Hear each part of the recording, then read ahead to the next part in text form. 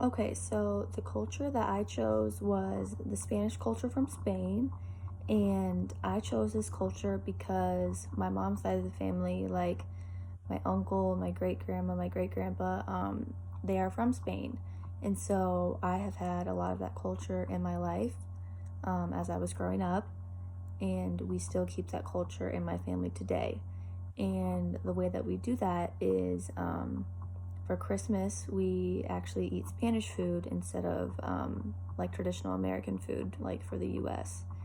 And so I've always thought that was pretty cool that we still keep that culture in my family today. So, a little bit of history about the Spanish culture. They have actually been a part of the US longer than America existed, and I did not know that, so I thought that was pretty interesting. And the fact that 9 states in the United States are actually Spanish names. The oldest town in the United States, which is St. Augustine, Florida, was actually founded by Spain in 1565.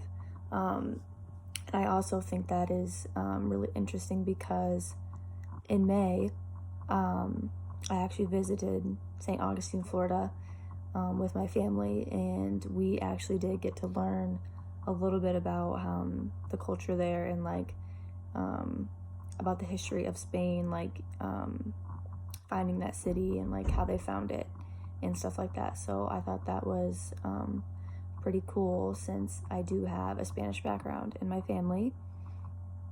Um, so a little bit of things that they took from Spain to the United States was the word Mustang. So the word Mustang actually means four stray cattle, and so um, back in that time they would use Mustangs to herd their cattle and stuff. So I thought that was pretty cool as well because I think that we still do that today for cattle ranchers and stuff if they have a big enough farm.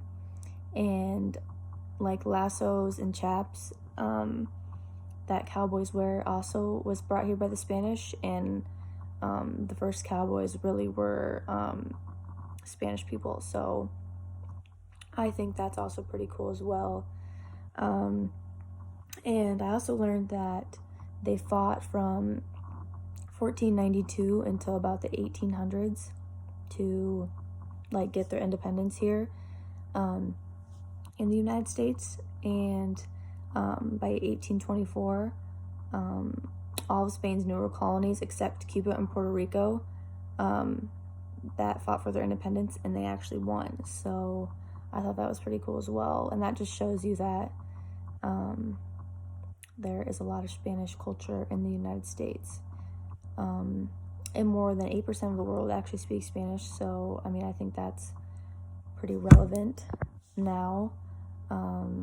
We are around a lot of Spanish speaking people in the United States, so I do think that we need to start learning other languages besides English so we can learn how to communicate better with the rest of the country.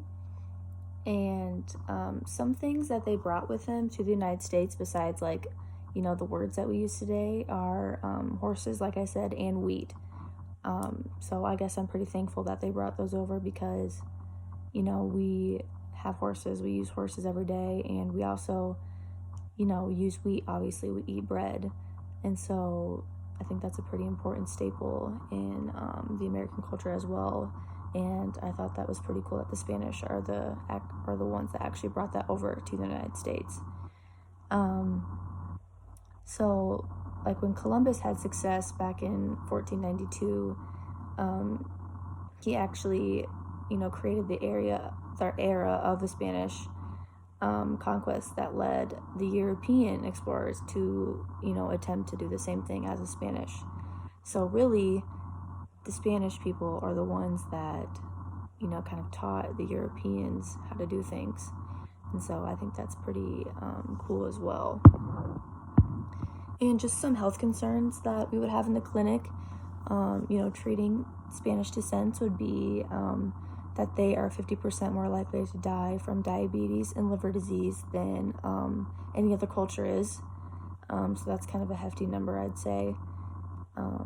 And then the same as Americans, heart disease and cancer are their leading causes of death.